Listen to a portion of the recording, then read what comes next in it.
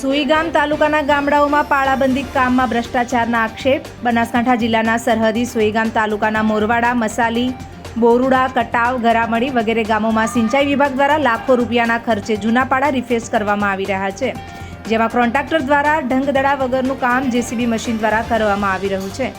જૂના પાળાની બાજુમાંથી સામાન્ય માટી લઈને માત્ર દેખાવ પૂરતું માટીકામ કરીને ભ્રષ્ટાચાર કરવામાં આવ્યો હોવાના આક્ષેપો ગ્રામજનો દ્વારા કરવામાં આવ્યા છે। સ્થળ પર જવાબદાર તંત્રની કોઈ કર્મચારીઓ હાજર જોવા મળતા નથી, માત્ર રામ ભરોસે કામ થઈ રહ્યું છે।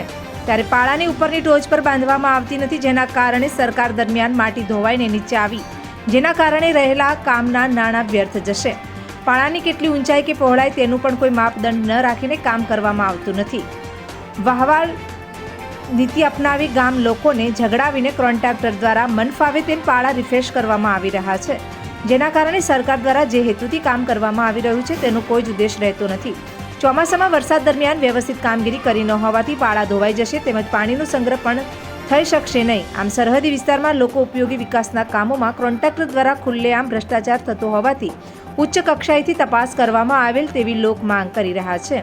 આ બાબતે અમારા પ્રતિનિધિ દ્વારા ડીસા સિંચાઈ વિભાગના અધિકારી ગઢવીનો ફોન પર સંપર્ક કરતા તેઓએ ફોન રિસીવ કર્યો ન હતો। જો કે ગ્રામજનોનો આક્ષેપોમાં કેટલું તથ્ય એ તો ઉચ્ચ કક્ષાએથી તપાસ થાય ત્યારે જ શક્ય હકીકત બહાર આવશે।